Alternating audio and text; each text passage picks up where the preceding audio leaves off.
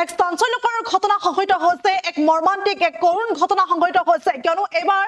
ই-ৰিক্সাৰ ঋণ পৰিশোধ কৰিব নোৱাৰি যুৱকে গ্ৰহণ কৰিছে চৰম সিদ্ধান্ত গ্ৰহণ কৰিছে আৰু ৰঙিয়াৰ জলজলিত এই ঘটনা সংঘটিত হৈছে আৰু এই ঘটনাক কেন্দ্ৰ কৰি হাহাকাৰ পৰিস্থিতি বিৰাজ কৰা পৰিলক্ষিত হৈছে আমি সবিস্তাৰে এই খবৰ ৰাখিছো আৰু দেওবাৰ দিনটোতে এবাৰ সংঘটিত হৈছে দেওবাৰ দিনটোতে এক মৰ্মান্তিক ঘটনা সংঘটিত হৈছে এক স্পৰ্শকাতৰ ঘটনা সংঘটিত হৈছে কিয়নো ই-ৰিক্সাৰ আসতে ঋণ পৰিশোধ কৰিব নোৱাৰাৰ বাবে এইবাৰ যুৱকে চৰম পন্থা বাছি লৈছে চৰম সিদ্ধান্ত গ্ৰহণ কৰা পৰিলক্ষিত হৈছে আৰু ই-ৰিক্সা চলাই আসতে ঘৰখন পোহপাল দিছিল আৰু সেই পোহপাল দিয়া ই-ৰিক্সা চলাই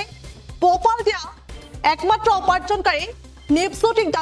নিপজ্যোতি দাস নামৰ যুৱকজনে এইবাৰ চৰম পন্থা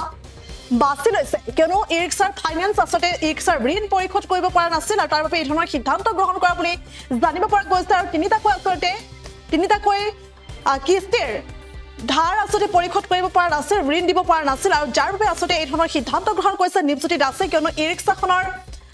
ঋণ পৰিশোধ কৰিব নোৱাৰাৰ বাবে ই-ৰিক্সাখন টানি লৈ গৈছে ফাইনেন্সৰ লোকে ই-ৰিক্সাখনৰ টানি লৈ গৈছে আৰু যাৰ বাবে আসতে চৰম পন্থা বাছি লৈছে লজ্জিত হৈ পৰিছিল যুৱকজন আৰু যাৰ বাবে চৰম পন্থা বাছি লৈছে বুলি ইতিমধ্যে স্থানীয় লোকে ধাৰণা কৰিছে আৰু এইদৰে এতিয়া দেখিবলৈ পোৱা গৈছে ৰঙিয়াৰ জলজলিত এই ঘটনা সংঘটিত হৈছে ৰঙিয়াৰ জলজলিত এই মৰ্মান্তিক এই কৰুণ ঘটনা সংঘটিত হৈছে ই-ৰিক্সা চলাই ঘৰখন পোহপাল দিয়া একমাত্ৰ উপাৰ্জনকাৰী নিপজ্যোতি দাসে এইবাৰ চৰম পন্থা বাছি লৈছে চৰম সিদ্ধান্ত গ্ৰহণ কৰিছে আৰু ঘৰৰ পাছফালে থকা আসতে ঔটেঙা গছতে আসতে এই সিদ্ধান্ত গ্ৰহণ কৰিছে আৰু ঔটেঙা গছজোপাতে আসতে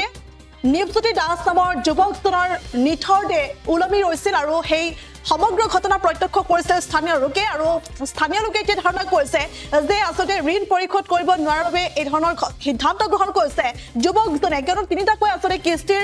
ঋণ পৰিশোধ কৰিব পৰা নাছিল নিপজ্যোতি দাসে আৰু যাৰ বাবে আসতে ফাইনেন্সৰ লোকে ই-ৰিক্সাখন টানি লৈ গৈছে আৰু যাৰ বাবে লজ্জিত হৈ পৰিছে আৰু লজ্জিত হৈ নিপজ্যোতি দাস নামৰ যুৱকজনে চৰম সিদ্ধান্ত চৰম পন্থা বাছি লৈছে বুলি এতিয়া ধাৰণা কৰিছে স্থানীয় লোকে আৰু ইতিমধ্যে ঘটনাস্থলীত আৰক্ষী উপস্থিত হোৱা দেখিবলৈ পোৱা গৈছে মৃতদেহ উদ্ধাৰ কৰি মৰণোত্তৰ পৰীক্ষাৰ বাবে ব্যৱস্থা কৰা হৈছে আৰু সমান্তৰালকৈ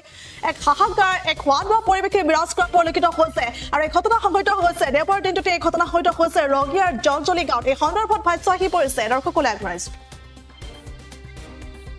আজি হয় ইয়াত দেখিবলৈ পাইছে যে আমাৰ এই জলজলি গাঁও ৰঙিয়া সমষ্টিৰ আমাৰ বিছানালা গাঁও পঞ্চায়তৰ অধীনত জলজলি গাঁৱৰ নিপজ্যোতি দাসে আজি এনেকুৱা এটা চৰম সিদ্ধান্ত কৰিছে গতিকে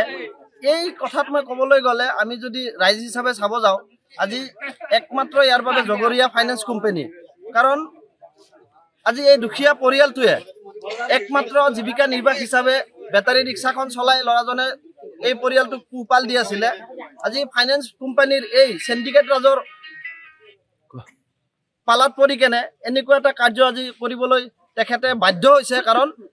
এই দুখীয়া শ্ৰেণীৰ মানুহখিনি বেটাৰী ৰিক্সাখন চলাই খাই আছিলে তিনিটা কিস্তি লেপছ হৈছে মানসিকভাৱে এনেকুৱা অত্যাচাৰ এনেকুৱাভাৱে গাড়ীখন টানি লৈ যায় আজি সেই ল'ৰাজন সৎ ল'ৰা আছিলে আমাৰ গাঁৱৰ প্ৰতিটো মানুহে তেখেতক খুব ভাল পাইছিলে তেখেতৰ আচাৰ ব্যৱহাৰ খুব ভাল আছিলে মানুহে আজি এনেকুৱা সিদ্ধান্ত কিয় ল'ব লগা হৈছে মাত্ৰ এই ধৰণৰ যিটো তেজৰ শোষণ দুখীয়াৰ তেজ শুহি কেনে খাই আছে যি ওপৰ মহলাই এনেকুৱা ফাইনেন্স কোম্পানীবিলাক আহি কেনে আমাক আজি লুণ্ঠন কৰি অসমৰ পৰা বিভিন্ন ধৰণে আমাক বিভিন্ন ধৰণৰ জাল পাতি হওক এনেকুৱা ফাইনেন্স দুখীয়া ৰাইজক বিপথে পৰিচালিত কৰি কেনে আজি আমাক এনেকুৱা অৱস্থালৈ ঠেলি লৈ গৈছে ফাইনেন্স কোম্পানীয়ে কৰিছে এনেকুৱা কোম্পানীটোৰ বিশেষকে নামটো মই নাজানো তেনেকে কিন্তু বেটাৰী ৰিক্সাখন ফাইনেন্সত লৈছিলে যাৰ কাৰণে আজি তিনিটা কিস্তি লেপছ হৈছিলে তিনিটা কিস্তি উভতাই দিয়াৰ 10,000 টকা উভতাই দিছিলে সেইখিনি পইচা এজেণ্টে দালাল ৰূপী এজেণ্টে এইখিনি পইচা আত্মসাৎ কৰিলে কৰি কেনে আজি এই বেটাৰী ৰিক্সাখন কোম্পানীটোৱে টানি লৈ যায় মানে ফাইনেন্স কোম্পানীয়ে কিন্তু আজি সেই বস্তুটো সহ্য কৰিব নোৱাৰি ডিপ্ৰেশ্যন হৈ কেনে আজি ল'ৰাজনে এনেকুৱা চৰম সিদ্ধান্ত লয় গতিকে আমি খুব দুখ পাইছো আৰু প্ৰশাসনক আমি দাবী জনাইছো বোলে এনেকুৱা ধৰণৰ ফাইনেন্স কোম্পানীবিলাকৰ আৰু এই দালাল সিন্ডিকেট যেনেকুৱা কমিশনৰ সিন্ডিকেট চলি আছে ফাইনেন্সত এই বস্তুটো বন্ধ কৰিব লাগে উচিত তদন্ত কৰিব লাগে আৰু উপযুক্ত শাস্তি বিহিব লাগে আৰু আমি দাবী জনাও সকলোৱে বোলে এই দুখীয়া ঘৰটোক এই ঘৰখন চলাই নিয়াৰ ক্ষেত্ৰত চৰকাৰে হওক বা ফাইনেন্স কোম্পানীয়ে হওক ইয়াৰ ক্ষতিপূৰণ হিচাপে আমি ক্ষতিপূৰণ বিচাৰো আৰু উচিত শাস্তি বিচাৰো আৰু উচিত তদন্ত বিচাৰো যিকোনো খবৰৰ বাবে যোগাযোগ কৰক 7099017330 অথবা 7099017390 নম্বৰত যিকোনো খবৰৰ বাবে